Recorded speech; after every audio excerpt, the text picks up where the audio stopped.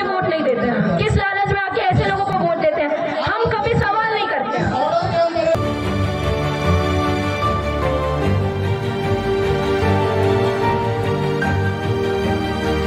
और उसमें भी हमारे कई साथी ऐसे हैं जो आते नहीं है, उनको ऐसा लगता है अभी तो इनके साथ में हुआ है, आज हमारे साथ में कल आपकी भी बारी है, और शायद उस टाइम आपके साथ में आपका पड़ोसी भी नहीं रहेगा।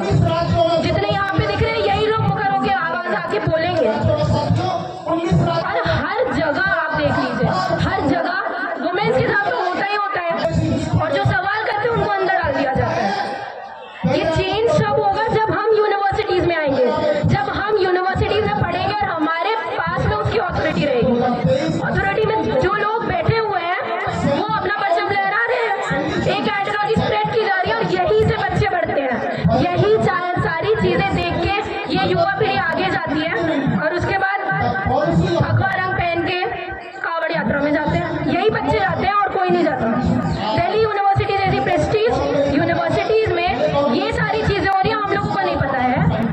हम लोगों को पुलिस वाले ऐसे घेर के रखते हैं सर, जैसे मान के चलो हम लोग कहीं आए हुए खून से हैं, कोई डाकू डकैत है कि हमने अगर उनके खिलाफ में बोल दिया तो हम लोगों को अंदर डाल दिया जाएगा। ये फ्यूचर है।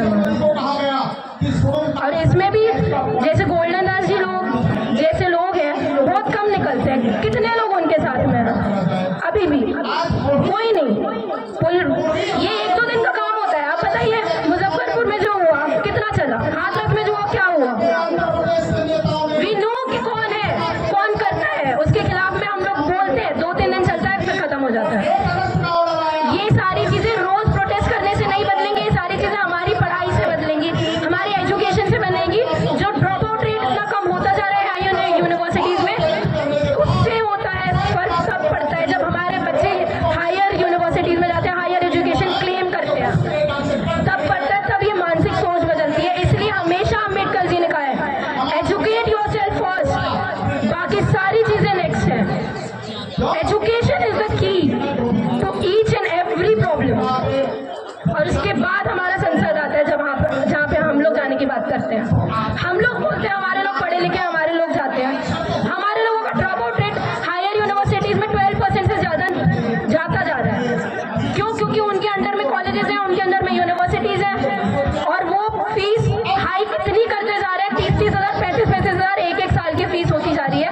हम कैसे लेंगे, हम कैसे पूरा करेंगे?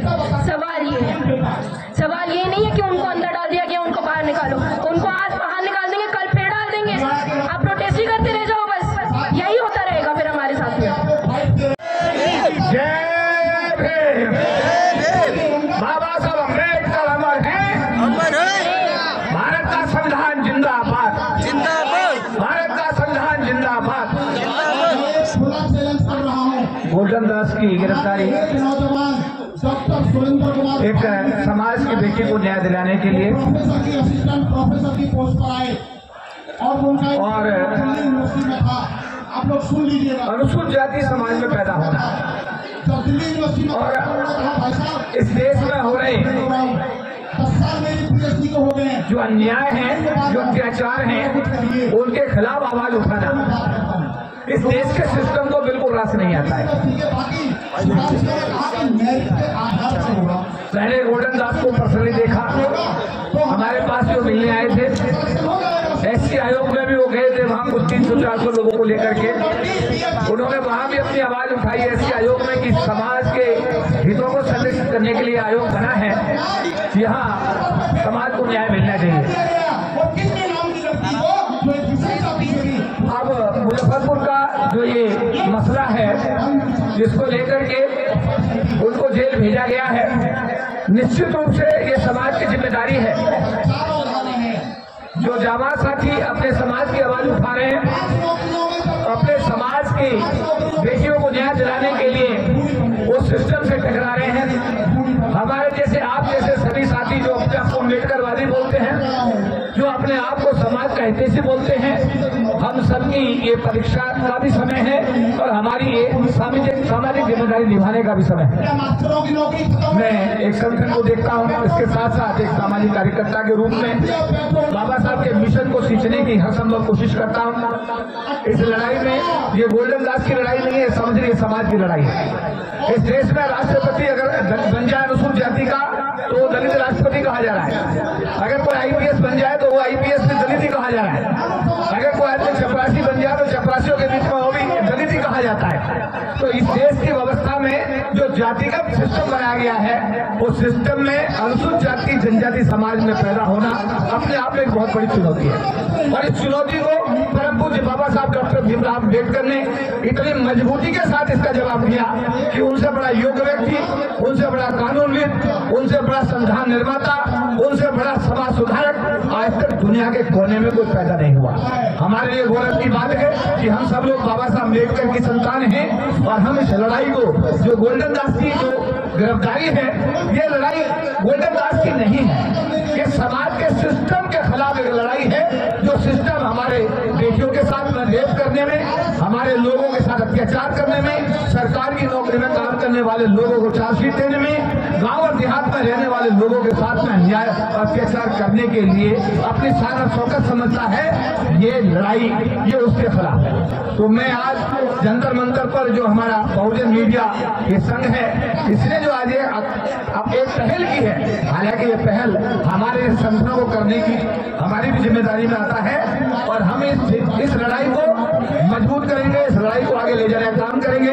कल सुबह हमारी 11 बजे एससी आयोग के चेयरमैन किशोर मकवाना साहब के साथ मुलाकात है, उनके साथ भी इस विषय को हम उनके संज्ञान में लाएंगे और बिहार सरकार के अधिकारियों को तलब कराने का काम कमीशन में भी हम करेंगे। साथ साथ जमीन पर भी इस आंदोलन को इतना तेज करेंगे कि बिहार की सरकार ने जो ये किया है, निश्चित रूप से इसकी जितनी भी निंदा की जाए कम है। और जंतर मंतर के इस आंदोलन के माध्यम से मैं मुख्यमंत्री नीतीश कुमार जी को अनुरोध करता हूं, निवेदन करता हूं कि इसका संज्ञान लें। जो गवर्नर हैं बिहार के, वो हमारे अनुसूचित जाति समाज से आते हैं।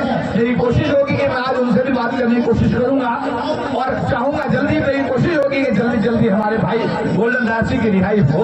और अगर ऐसा नहीं होता है तो इस आंदोलन को इतना तेज किया जाएगा, इतना तेज किया जाएगा, इतना तेज किया जाएगा कि हम सब मिलकर के गोल्डन दास को जेल से बाहर निकालने का काम करेंगे।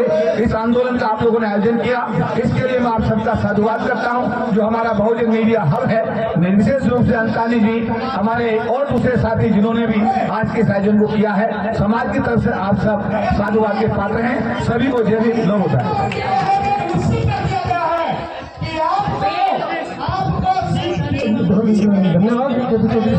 हमारे चैनल लाइक, शेयर, सब्सक्राइब देखना मत भूलिएगा। जय हिंद, जय भारत, जय संविधान, नमो बुद्धाय। धन्यवाद। चैनल आर्थिक समस्या से गुजर रहा है।